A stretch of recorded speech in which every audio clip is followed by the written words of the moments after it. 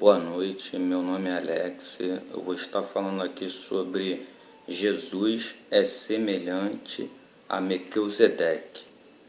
Então, estamos vendo aqui, se fosse possível alcançar a perfeição por meio do sacerdócio levítico, visto que em sua vigência quer dizer o quê? Quando ainda tinha efeitos, o povo recebeu a lei, porque haveria ainda necessidade de se levantar um outro sacerdote, segundo a ordem de Melquisedeque. Então, ainda eles receberam a lei para poder, que ainda haveria necessidade de se levantar um outro sacerdote, que no caso foi Jesus Cristo que se levantou. Então, segundo a ordem de Melquisedeque, e não a de Arão, certo é que quando há mudança de sacerdócio, é necessário que haja mudança de lei. Então, aqui na Bíblia é muito clara, está dizendo que quando há mudança de sacerdócio, é necessário que haja mudança na lei.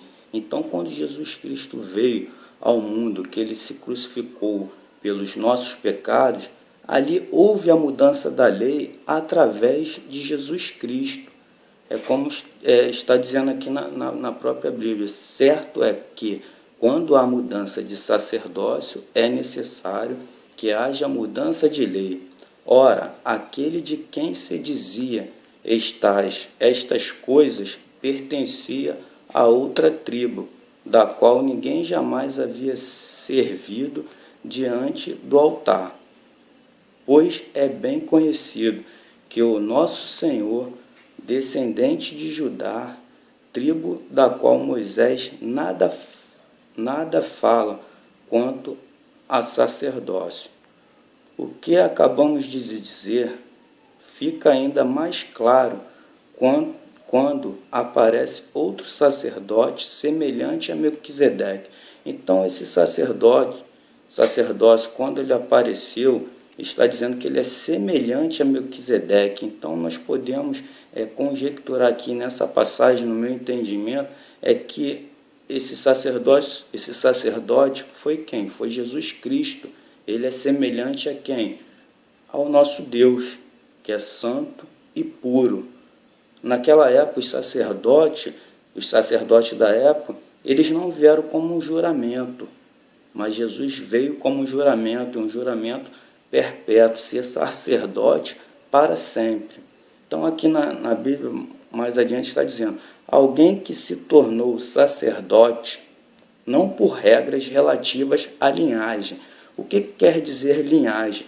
Parentesco, genealogia. Então, ele não teve nenhum parentesco aqui na terra, nenhuma genealogia, como está dizendo aqui, mas segundo o poder de uma vida indestrutível, porquanto sobre ele é afirmado, tu és sacerdote para sempre, segundo a ordem de Melquisedeque. Aí mais adiante aqui, a ordenança anterior é revogada. Essa palavra aqui, revogada, está nos afirmando que foi anulada, a lei se tornou inútil, se tornou inválida, aquelas leis de Moisés da época. As leis foram inválidas, anulou. Revogado quer dizer isso, anulou, foi inválido, porque era fraca e inútil. A lei era fraca e inútil, pois a lei não havia aperfeiçoado coisa alguma, segundo introduzida uma esperança superior pela qual nos aproximamos de Deus. Então, essa esperança superior foi o quê? Veio através de Jesus Cristo, uma esperança superior. Para quê? Para que nós possamos se aproximar de Deus. E isso não aconteceu sem juramento. Veja bem, não aconteceu sem juramento. Houve um juramento do nosso Deus perante a Jesus Cristo, que ele se tornaria sacerdote para sempre.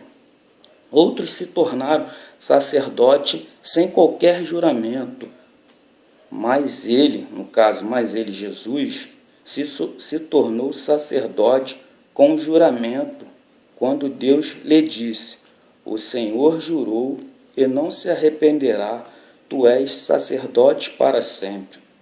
Então, os outros sacerdotes da época, eles se tornavam sacerdotes, mas não era um sacerdote permanente. Jesus não, ele se tornou sacerdote para sempre, com juramento através do nosso Deus.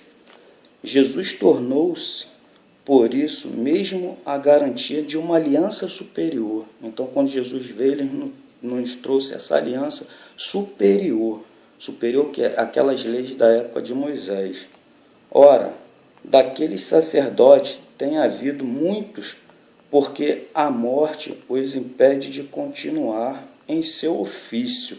Então, como está dizendo aqui nesse versículo, ora, daqueles sacerdotes tem havido muitos, porque a morte os impede de continuar em seu ofício. Então, o que quer dizer aqui? Que naquela época houve muitos sacerdotes, mas Jesus Cristo ele se tornou sacerdote para sempre. Por quê? Porque teve um juramento de Deus de ele ser sacerdote para sempre. E quando fala aqui que os impede de continuar o seu ofício quer dizer o quê? Sua atividade, sua ocupação. Então eles morreram. Então se acabou. Aquele sacerdote daquelas pessoas na época se acabou ali com a sua morte. Mas Jesus, ele vive para sempre. É como foi aquele juramento. Ele será sacerdote para sempre. Mas visto que vive para sempre, Jesus tem um sacerdote o quê? Permanente. A palavra permanente está nos dizendo o quê? Uma palavra duradoura, estável, constante. Ele é sacerdote para sempre. Portanto, ele é capaz de salvar definitivamente aqueles que por meio dele aproximaram-se de Deus, pois vive sempre para interceder por eles. É de um sumo sacerdote como este que precisamos, santo, inculpável, puro, separado dos pecados. Então, isso daqui já é mais uma coisa que nos alerta que Jesus é diferente dos outros sacerdotes. Ele é o quê? Ele é santo, ele é inculpável, ele é puro, ele é separado dos pecadores, exaltado acima dos céus, ao contrário dos outros sumos sacerdotes. Ele não tem necessidade de oferecer sacrifício dia após dia. Então, os sacerdotes na época, eles ofereciam sacrifício dias após dias, até mesmo pelos seus pecados. Mas Jesus ele não precisava disso, de oferecer sacrifício. O único sacrifício que ele ofereceu foi por nós, da sua vida para nos salvar. Mas ele não tinha nenhum pecado, ele não precisava disso. Mas ele fez porque o Pai dele pediu. Então ele veio intermédio de Deus. Então houve esse sacrifício, não que ele tivesse pecado, mas os sacerdotes da época não eram puros como ele. Está entendendo? Tinham pecados, ficavam oferecendo sacrifício dias após dias deles, tanto do povo da época. Então, após o dia, primeiro por seus próprios pecados e depois pelos pecados do povo. E ele o fez uma vez por todas, quando a si mesmo se ofereceu. Então ele só fez um sacrifício uma vez por todas, quando ele si mesmo se ofereceu. Mas ele se ofereceu, mas não foi porque ele tinha pecado. Ele se ofereceu para nos salvar, para nos dar a liberdade em Cristo Jesus. Hoje nós vivemos sobre a liberdade em Cristo Jesus. Constitui sumos sacerdotes homens que têm fraquezas, mas o juramento que veio depois da lei constitui o Filho perfeito para sempre. Então Jesus se constituiu o quê? O Filho perfeito para sempre. Então vamos aqui em Tiago, vou entrar na parte aqui de Tiago, primeiro, no versículo 22. Está nos dizendo que nós somos livres através dessa nova aliança que Jesus Cristo fez com a gente. Sejam praticantes da palavra e não apenas ouvintes, enganando-se a si mesmo. Aquele que ouve a palavra, mas não a põe em prática, é semelhante a um homem que olha a sua face no espelho e depois olha para si mesmo, sai e logo esquece a sua aparência. Então, irmãos, vamos botar a nossa fé em prática, não vamos ser, deixar aquela fé morta, como está dizendo a palavra aqui, que o homem que ouve só a palavra, mas não põe em prática, é como se estivesse se olhando no espelho e com o passar do tempo ele esquece a sua imagem, como ele estava naquele momento, e realmente é o que acontece com a gente mesmo. Se hoje você for agora no espelho e se olhar no espelho, daqui a pouco você não se lembra mais como seu cabelo estava, como você estava, está entendendo? Então, é o que está dizendo aqui a Bíblia: aquele que ouve a palavra, mas não a põe em prática, é semelhante a um homem que olha sua face no espelho e depois de olhar para si mesmo, sai e logo esquece a sua aparência. Mas o homem que observa atentamente a lei perfeita, essa lei perfeita aqui é a lei de Cristo, é a lei de Cristo, é a lei perfeita, é da nova aliança dele. Então, o homem que observa atentamente a lei perfeita, que traz a liberdade, como eu estou falando, a lei de Cristo nos traz a liberdade, mas eu quero alertar para vocês de não usar essa liberdade que Jesus Cristo nos dá para você pecar. Não é isso. A liberdade é o livre-arbítrio que ele nos deixou, tá entendendo? Mas você não pode usar essa liberdade para querer deixar a carne falar mais alto, os prazeres da carne. Então, mas o homem que observa atentamente o homem que observa atentamente a lei perfeita que traz a liberdade e persevera na prática dessa lei, não esquecendo o que ouviu, mas praticando, será feliz naquilo que fizer. Se alguém se considera religioso, mas não refreia sua língua, engana-se a si mesmo.